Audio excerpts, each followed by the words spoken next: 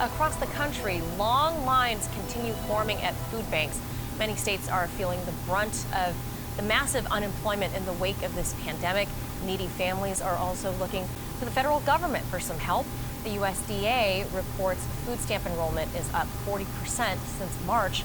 Farmers have already donated more than 1 million pounds of food to food banks and asked the USDA to buy their crops and distribute them to those in need.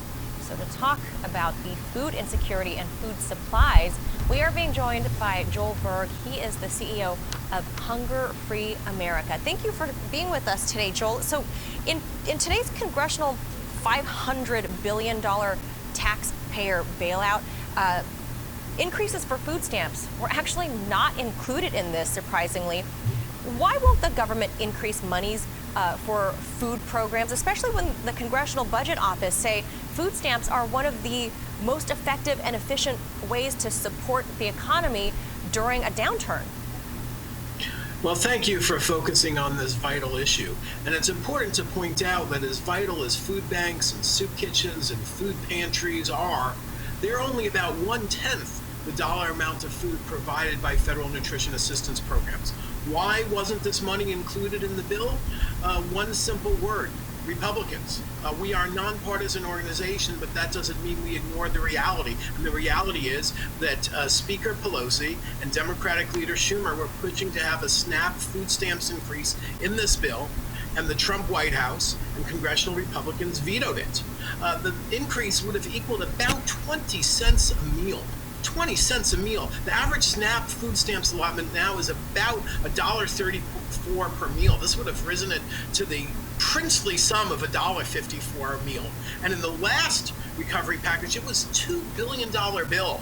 And the food increase would have been about 1% of the total package. And so honestly, Republicans were more interested in getting money to luxury steakhouses than they were to ensuring that working people who are hungry and unemployed people who are hungry can feed their own families. Yeah, absolutely. And concern is obviously being raised not only about from this bill, but about the food supply chain and whether America will actually run out of food, driven in part, obviously, by the sight of these empty shelves. Those are artificial shortages because this is just what it looks like. But the COVID outbreak at food plants like Smithfield in South Dakota, you're seeing farmers destroying billions of dollars worth of crops, dairy farmers dumping millions of gallons of milk literally down the tubes. There's unhatched eggs being destroyed, so because there's no demand for chicken, at the hotels and restaurants, nobody's eating out anymore. So how secure is the food supply chain, and does its distribution impact hungry Americans? I think overall the food supply chain is mostly intact. I don't think people with money are ever really going to run out of food anytime in the near future. There may be certain meat or poultry items that run out just because meat processing plants, which were frankly pretty horrible places to work at before this, they've become COVID hotspots. So there might be some disruption in meat or poultry, maybe some eggs, but despite the fact that farmers are throwing out surplus products, the main food supply in America will by and large continue, as best I can tell. It's just that people without money won't be able to afford it. And right now, there are, before this crisis, 37 million Americans couldn't always afford enough food. Now the number is probably at least 50 million and maybe even more than that. So that's the real problem, money to buy food.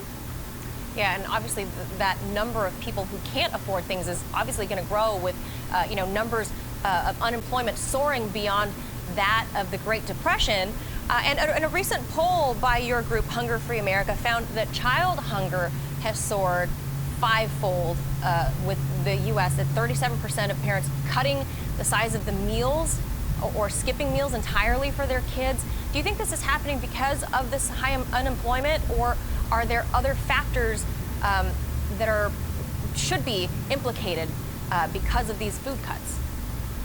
There are two major reasons we've had soaring child hunger in America over the last few weeks. One, as you indicated, is this massive loss of jobs.